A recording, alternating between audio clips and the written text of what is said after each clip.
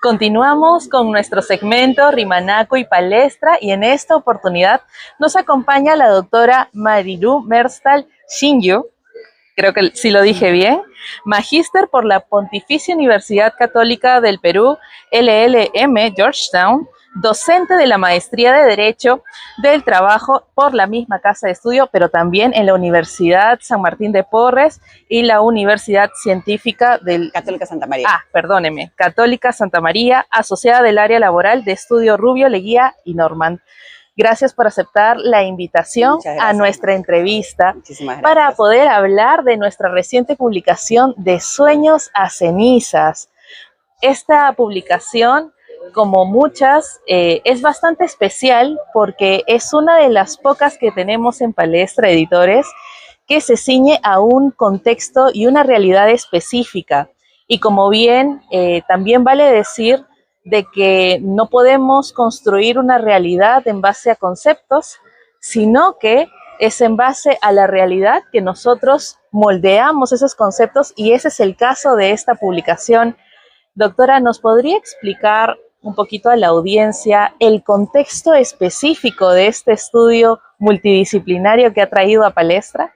Por supuesto, Marcia. Bueno, primero que nada, buenas tardes con todos los presentes y muchas gracias a Palestra por esta invitación. Estoy muy contenta de estar en la Feria del Libro este año, presentando esta obra, como tú bien mencionas, de Sueños a Cenizas, que es una obra multidisciplinaria que a raíz de un caso concreto, ¿no? Y creo que ese es el aporte de esta obra, que si bien es una obra jurídica, parte del análisis de un caso que fue esta tragedia del año 2017, en donde fallecieron dos jóvenes, Jovi y Jorge Luis, que tenían 19 y 20 años respectivamente, y que fallecen mientras estaban trabajando. Entonces, esa raíz de este caso, ¿no? Que fue bastante mediático, salieron muchísimas noticias, ¿no? Fuimos en realidad foco mundial de las noticias alrededor del mundo, ¿no? Porque todo el mundo se preguntaba cómo es que en el año 2017, además a solo unas cuadras del Poder Judicial, podían haber chicos que estaban trabajando en condiciones de esclavitud, encerrados, ¿no? en un contenedor metálico y trabajando. Entonces, esa raíz de este caso, ¿no? que en realidad fue una noticia y una tragedia, que comienzo a hacer un análisis y una investigación sobre el mismo, el cual inicialmente pues parte del derecho laboral, ¿no? Que es la rama del derecho en la que yo me especializo.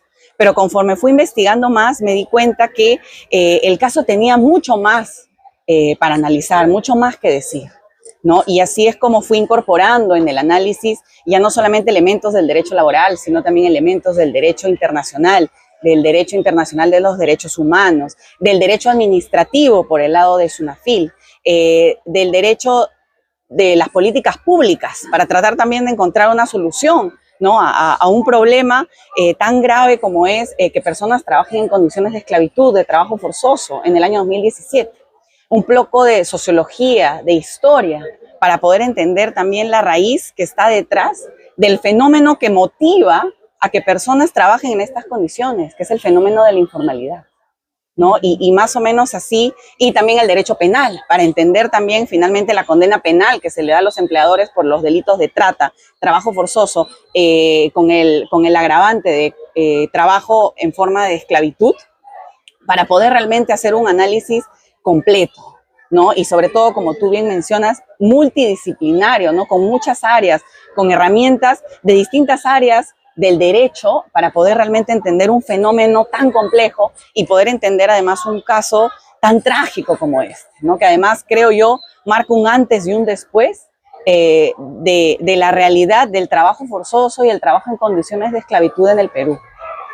Me parece bastante interesante, ¿no? ¿Cómo vencer a este monstruo de la informalidad que a la fecha pues no hay una solución universal que pueda ser de ayuda, porque esta problemática no solamente afecta a Perú, ¿no? Ninguna parte del mundo es ajeno a esto. Y en base a ello nos gustaría saber un poquito, tal vez hablar de la historia, ¿no? Que desembocó en esta investigación. Eh, ¿Cuál es el contexto que sucedió en las Malvinas? Claro, nos has mencionado que hay dos jóvenes que no pasaban de los 20 años. 19 y 20. 19 y 20, y que estaban trabajando en un container. ¿Y qué pasó? Bueno, efectivamente, Yobi y Jorge Luis, ¿no? Eran dos chicos que además, y este es un dato muy importante, tenían ya meses trabajando ahí. En el proceso penal, ¿no? Una de las, digamos, de los argumentos de defensa de uno de los empleadores fue decir que esos chicos habían aparecido el día del incendio, lo cual es falso, ¿no? En las investigaciones penales, ¿no? Justamente se comprueba que ellos ya tenían meses trabajando ahí, no solamente ellos, sino otros chicos que comparecen después al proceso penal, también habían estado trabajando en condiciones de esa naturaleza. Bueno, ellos habían sido reclutados, ¿no? Y ese también es un punto importante porque ellos no llegan, digamos, por arte de magia a las Malvinas a trabajar. Ellos son reclutados, ¿no? por un reclutador, ¿no? Que les dice, les ofrece un puesto de trabajo, ¿no? Les dice, mira, te ofrezco que vengas a trabajar a esta ferretería, ¿no? Y además ellos lo que hacían ahí era una actividad ilegal, porque ellos falsificaban fluorescentes. Falsificaban fluorescentes de marca china y le ponían la etiqueta Philips, y ellos recibían un tajo, eran un pago, una suerte de destajeros. Entonces les pagaban por cada caja de fluorescentes que falsificaban.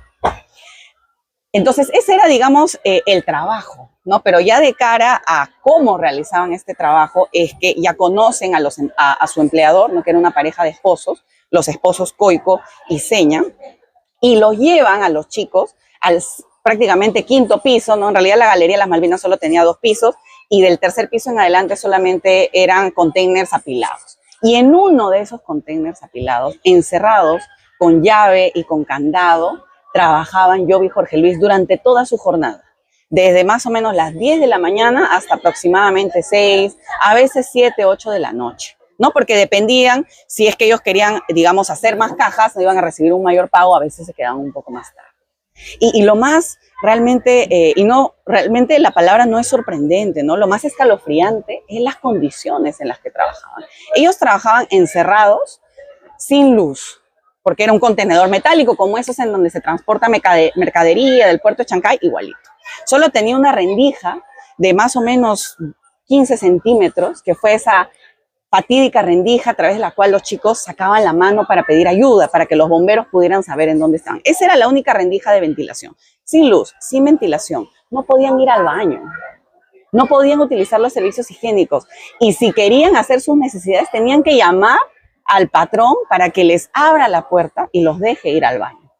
No tenían claramente horario de refrigerio, no podían consumir sus alimentos pues en un espacio que sea adecuado. Trabajaban en condiciones deplorables, y no eran condiciones precarias, porque además también hay un delito de condiciones precarias en el Código Penal. Eran condiciones inhumanas, verdaderamente condiciones inhumanas.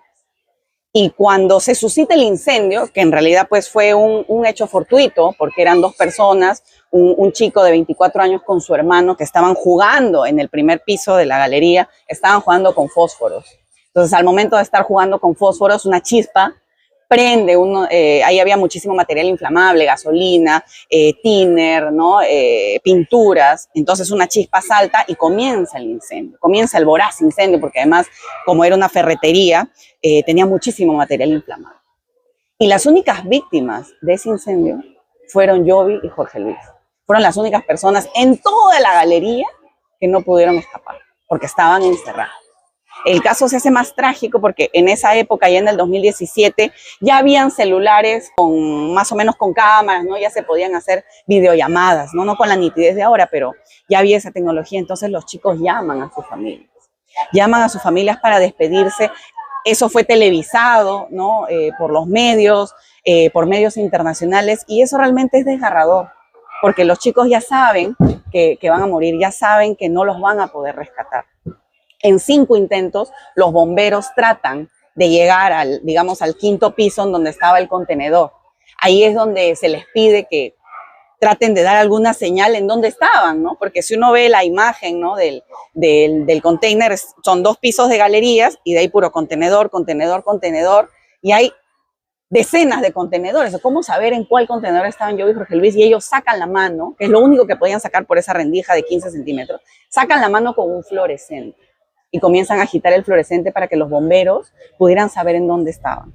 Luego de, me parece, 5 intentos, los bomberos ya no pueden seguir intentando alcanzar el contenedor porque las llamas ya eran excesivas, el humo ya era imposible acceder a ellos. E incluso cuando se acaba el incendio, porque además este fue un incendio de grado 5, ¿no? Que a nivel, digamos, de incendios es el incendio más trágico que puede existir. Se demoraron 2 días en apagar el incendio y luego 3 días en que los humos tóxicos desaparezcan para que los bomberos pudieran acceder a los cuerpos. Y cuando los bomberos acceden, se demoraron 2 horas en cortar la cadena con el candado en el cual están encerrados. Con lo cual, en el supuesto de que hubieran llegado, hubiera sido prácticamente imposible que los rescataran, ¿no? Y tal fue, y discúlpenme la palabra, ¿no? El cinismo de los empleadores, que parte de su defensa en el proceso penal, ¿no? Fue decir que ellos no los conocían, ¿no? Que llegaron un día, pero lo más sorprendente, ¿no? Que me chocó mucho cuando lo leí en la sentencia penal, era que decían, no, ellos vinieron a trabajar para mí, pero ellos me pidieron que los encierren. O sea, a ese nivel de cinismo, ¿no? Puede llegar, digamos, un empleador a decir, no, es que él me ha dicho que lo encierre.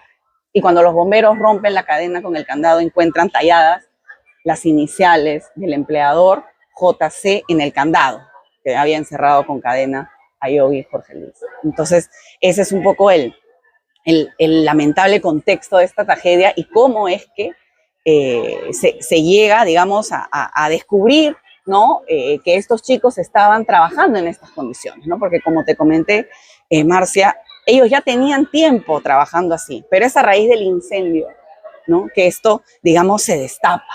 Y no solamente eso, es a raíz del proceso penal que 3 chicos más aparecen en el proceso penal cuyas identidades son protegidas como testigos y dicen, yo también estuve ahí, yo también trabajé ahí, solamente que yo decidí. Se destaparon más casos. Se destaparon más casos. Y gracias a ellos, además, es que se puede saber más del caso, ¿no? Porque Yogi Jorge Luis ya había fallecido en el incendio, pero son estos 3 testigos que terminan siendo las voces de Yogi y Jorge Luis, y son quienes nos hablan de las condiciones en las que trabajaban, cómo fueron reclutados, cómo llegaban ahí, cuánto tiempo estaban ahí, y las condiciones penosas en las que trabajaban todos los días.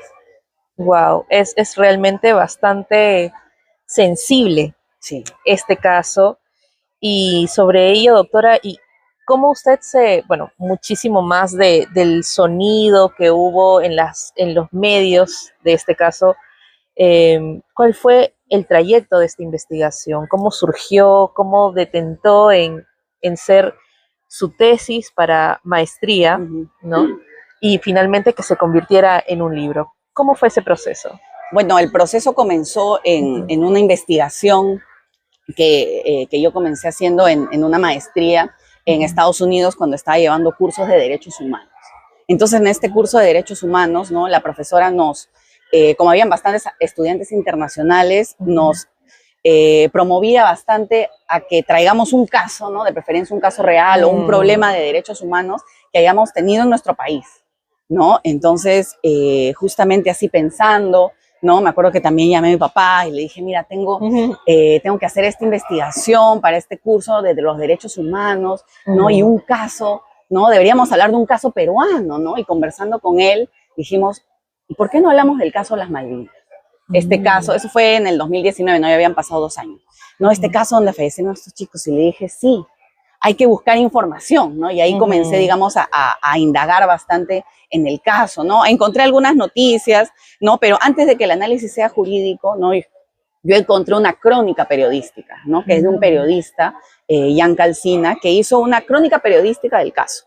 Entonces, él levanta todo lo que son hechos.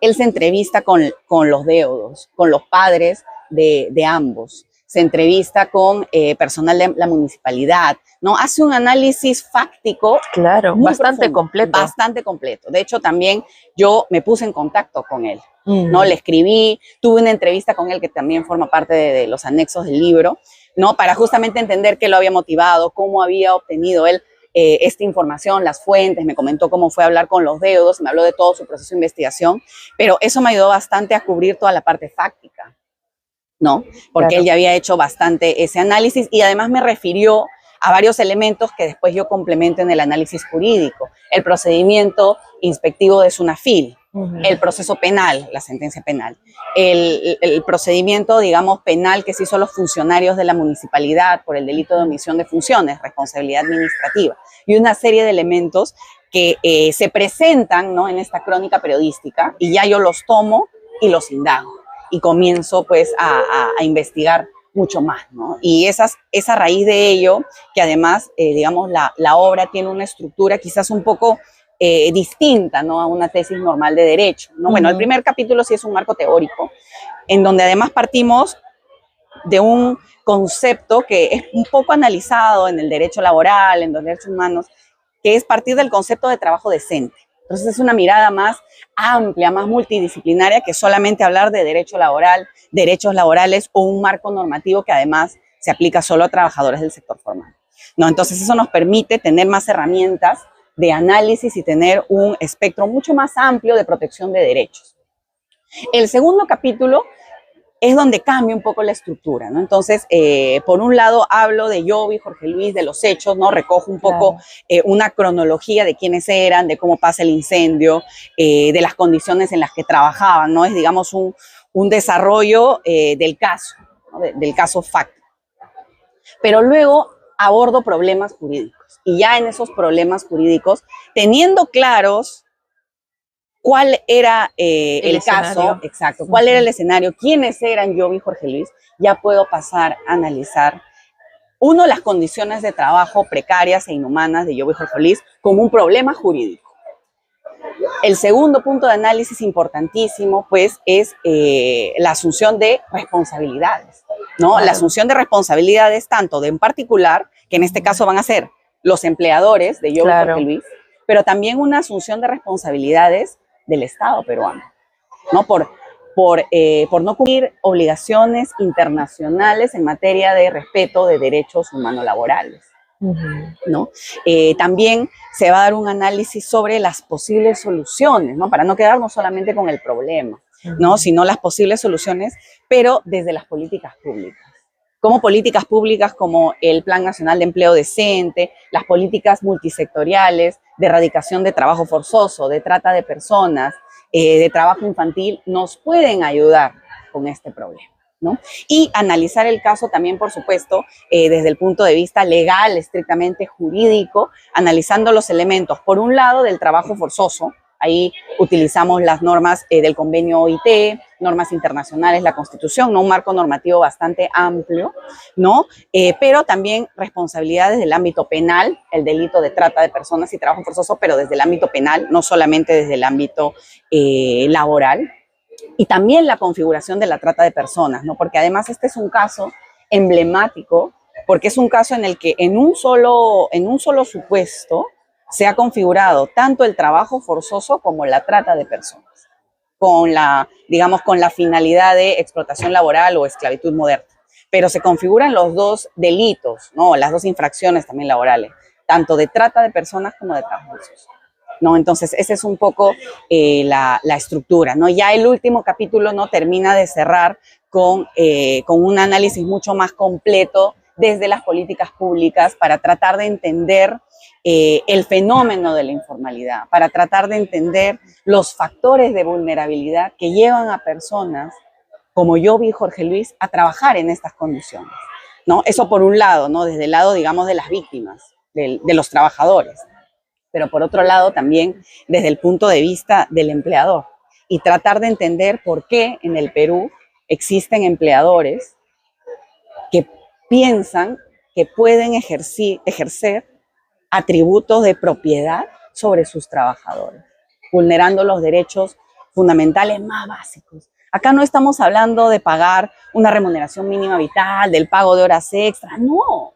Acá estamos hablando de derechos humanos básicos, poder ir al baño, poder tener ventilación mínima, poder salir y entrar cuando uno quiera, ¿no? Ahí hay una privación no es solamente del derecho al trabajo, de la libertad de trabajo, hay una privación de la libertad, se vulnera la dignidad humana, y que un empleador piense que porque es su trabajador puede hacerlo, ese es el verdadero problema, ¿no? En un país cuyas cifras de informalidad lamentablemente se han mantenido sostenidas en el tiempo, ¿no? Y si bien, digamos, cuantitativamente puede haber una reducción en el porcentaje, porque claro, estuvimos en 72, 73, bueno, a raíz de la pandemia llegamos hasta 76, incluso algunos estadistas hablan de que llegamos a un 80%, ¿no? Por las cifras ocultas. Luego hemos ido bajando nuevamente a 74, 73. Eso es, digamos, en porcentaje, pero en términos cuantitativos de trabajadores, tenemos cada vez más trabajadores informales, con lo cual sí puede haber una reducción en términos de porcentajes, pero en términos de cuantitativos, cada vez hay más trabajadores informales. Entonces, entender este fenómeno es mucho más complejo, ¿no? Y necesariamente llama a un análisis que tiene que cogerse y sostenerse, primero, de más de una rama del derecho, ¿no? Pretender hacer un análisis solo desde el derecho laboral, ¿no? Sería sesgado, ¿no? Bueno, es mi especialidad, pero yo he tratado de abarcar al menos las otras ramas del derecho porque se necesitan para poder entender un fenómeno así. También necesitamos apoyarnos de las ciencias sociales, la sociología, la historia, la antropología para poder entender la informalidad como un fenómeno humano.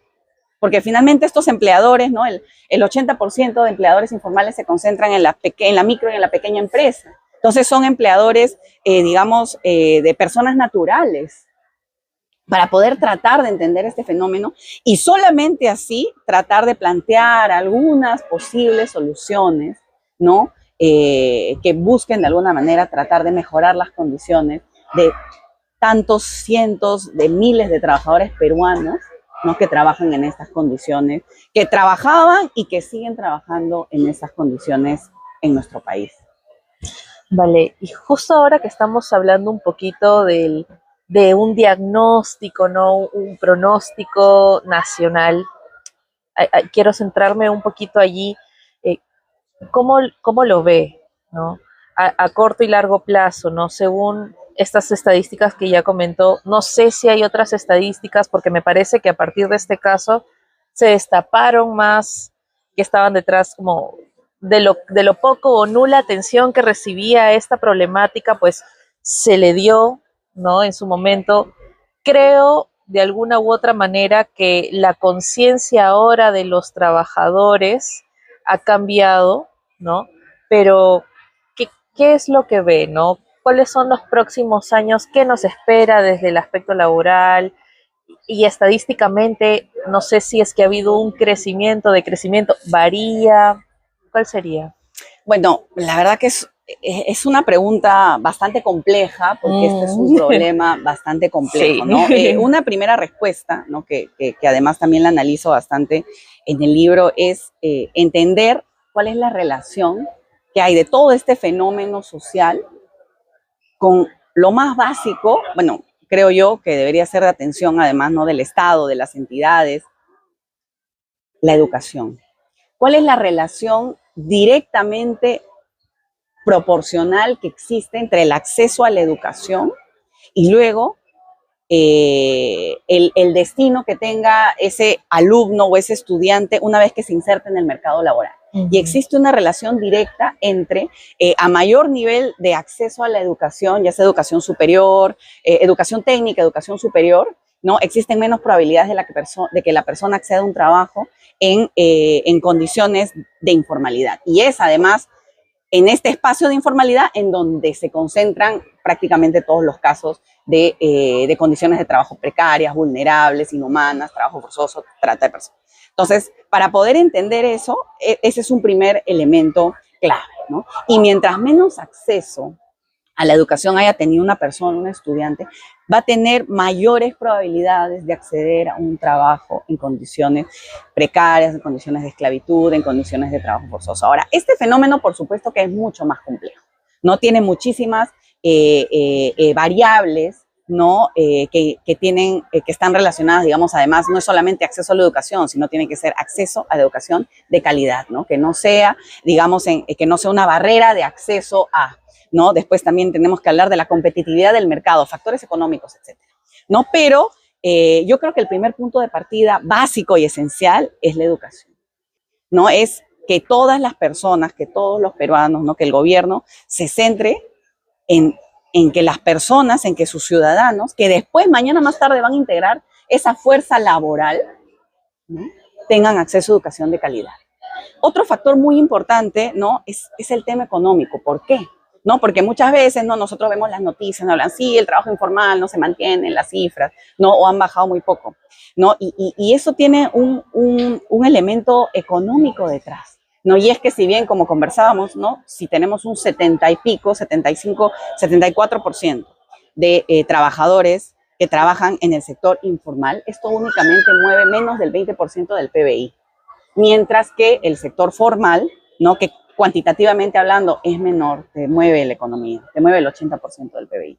Entonces hay un factor económico ahí detrás que necesariamente tiene que pasar por una reforma global para poder, a su vez, ¿no?, elevar la competitividad, ¿no?, a todo nivel, y a su vez eso va a hacer que tengamos otros índices económicos, ¿no? Pero pasa, ¿no?, por todo un problema, por todo un sistema de políticas públicas, pasa por muchas entidades, ¿no? Parte también del análisis de la obra es entender que, claro, no basta con, bueno, entonces que el Ministerio de Trabajo saque una norma. No, acá el problema es tan complejo que es necesario que entren todos los actores del Estado. Ministerio Público, Fiscalía, Comisaría, SUNAFIL, Ministerio de Trabajo, Ministerio de la Mujer, Ministerio de Economía, Ministerio de la Producción. O sea, el aparato tiene que ser absolutamente multidisciplinario y todos tienen que ir, digamos, enfocados en el mismo sentido, ¿no? Y un poco también viendo, ¿no?, qué cosa es lo que nos vislumbra, ¿no? Quiero resaltar una iniciativa, una norma que salió después del primer trabajo de investigación, ¿no? Tú me comentabas un poco cuál fue el curso, ¿no?, cuál fue la historia. Esto nace inicialmente como un trabajo de investigación, como una tesis, ¿no?, de mi maestría en la Católica, que había derivado de este trabajo inicial que hice en mi segunda maestría en Georgetown. Y luego de la sustentación, ¿no?, yo lo veo y digo, pero es que este caso tiene más para decir. Comienzo a indagar nuevamente, vuelvo a investigar el caso ya unos años después y me encuentro con nuevas normas, con nuevas sentencias, con nuevos fallos jurisprudenciales. Entonces yo digo, este es el momento para actualizar, ¿no?, y además cambiarle un poco el giro a esta norma, a esta obra, hacer mucho más completo el análisis, ¿no? Y, por ejemplo, una norma que ha salido muy posterior a este caso, que es el Plan Nacional de Empleo Decente, que es del 2021. Esta es una iniciativa que yo creo que está bastante motivada por este caso, ¿no?, que es una política pública, no es un plan nacional, ¿no?, que busca justamente que todos los trabajadores, ¿no?, accedan a condiciones mínimas de trabajo, ¿no? Yo te hablaba acá no estamos hablando de un sueldo mínimo, de horas extra, no, acá estamos hablando de derechos básicos, seguridad de trabajo, dignidad, trabajar en libertad, ¿no? Entonces, el trabajo decente es un concepto que justamente tiene esa ventaja, puede abarcar tanto empleadores formales como informales, ¿no? Y dentro de este plan existen distintos objetivos estratégicos. Cada objetivo estratégico está además enfocado a distintos actores del Estado, ministerios, colegios, gremios, a la misma población civil, ¿no? Y cada una de esos objetivos estratégicos tiene acciones. ¿Y cuál es la ventaja de una política pública? Que una política pública es medible, tiene objetivos SMART. Entonces, luego de unos años, ¿no?, las distintas entidades, no siempre, pero en la mayoría de casos, emiten un informe, ¿no?, estadístico sobre el avance del plan. Entonces, en este caso, del Plan Nacional de Empleo Decente, ¿no?, tú me preguntas cómo lo veo. Lo veo, digamos, con algunas iniciativas importantes como ¿no? Pero lamentablemente lo que ha arrojado el análisis de resultados del Plan Nacional de Empleo Decente, el último fue publicado en diciembre del año pasado, diciembre del año 2024, y la fecha de corte es julio del año 2024. Los indicadores demuestran que en la mayoría de acciones específicas estamos incluso peor que la línea base, ¿no? Ahora, claro, la línea base es del año 2019, la pandemia nos golpeó muchísimo, ¿no? Uno ve, digamos, la línea de trabajo informal, pandemia, y luego recién estamos bajando, no estamos hablando de un retroceso de 10 años. Pero aún así, estar peor que la línea base, ¿no?, lamentablemente, pues, evidencia que todavía hay mucho por hacer, ¿no?, en materia de trabajo decente en nuestro país. No se avanzan por lo general con las acciones que son a corto plazo, ¿no? Con las acciones que implican hacer una capacitación, ir a un colegio y hacer esto, sacar una norma, para eso sí somos bastante expeditivos, para sacar normas. Pero para las acciones que atacan las causas, los factores de vulnerabilidad, concientizar a los que van a ser futuros trabajadores, concientizar a los empleadores, en esos todavía lamentablemente estamos un poco atrasados, ¿no? Entonces es necesario que las fuerzas no se enfoquen en esos objetivos estratégicos y en esas acciones desde una perspectiva multidisciplinaria, como te digo, partiendo desde la educación, ¿no? Porque yo estoy totalmente convencida que este es un problema de educación, es un problema bastante complejo, ¿no? Pero deberíamos comenzar por la educación a largo plazo, ¿no? No pensemos en, ya bueno, voy a hacer una capacitación, entonces con esto ya cumplí este objetivo estratégico. Hay que pensar a largo plazo. Y hay que pensar que de acá 10, 15, 20 años, los niños que están estudiando ahorita en el colegio, que van a ingresar recién a una fuerza laboral, no van a aceptar trabajar en estas condiciones. Y los que sean empleadores jamás van a contratar a sus trabajadores en estas condiciones. Eso es lo mínimo que deberíamos garantizar y a lo que deberíamos aspirar, ¿no? Entonces, hay algunas, ¿no? Es un poco agridulce, ¿no? Hay algunas iniciativas interesantes, ¿no? A mí las políticas públicas, la verdad que me gustan mucho porque son medibles, ¿no? Porque tienen estos objetivos SMART y yo puedo tener una data de cómo estamos avanzando. Pero no basta con una buena política pública, ¿no? Y es necesario comenzar a activar y accionar distintos mecanismos, ¿no? Hacer un llamado a distintas entidades y como un todo avanzar hacia, ¿no? Un trabajo decente para todos los peruanos. Wow, realmente me parece muy especial esta entrevista porque es un ejemplo para personas que se encuentran investigando en este momento, sobre todo en el aspecto laboral, que creo que lo que más se investiga precisamente es la lucha contra la informalidad y también el buscar un empleo en condiciones decentes y buenas. Creo que, como diría el profesor Atienza, todavía podemos hacer más.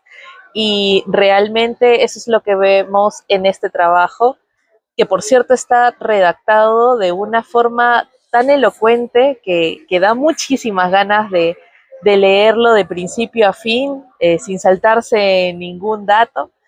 Y para Palestra, pues es un placer albergar esta obra. Agradecemos su confianza en nuestro sello para publicarlo e invitamos también a nuestra audiencia y sobre todo a nuestra audiencia investigadora que lo tome como ejemplo de investigación y no solamente eso, porque es un antecedente de investigación para futuras trabajos y tesis que sabemos que poco a poco irán reformando nuestra realidad. Recordemos que esta realidad no se conforma solamente de conceptos, sino que nuestra realidad es la que adapta estos conceptos para poder precisamente cambiarla. Un placer compartir contigo esta entrevista. Gracias. Les invitamos a nuestro público a acceder a esta obra de Sueños a Cenizas, aquí en el stand 88 de la Feria Internacional del Libro, en el stand de Palestra Editores. Estamos ubicados en el Parque Próceres de la Independencia del Distrito de Jesús María o también a través de palestraeditores.com. Nos encontraremos entonces en nuestro próximo segmento. Muchas gracias.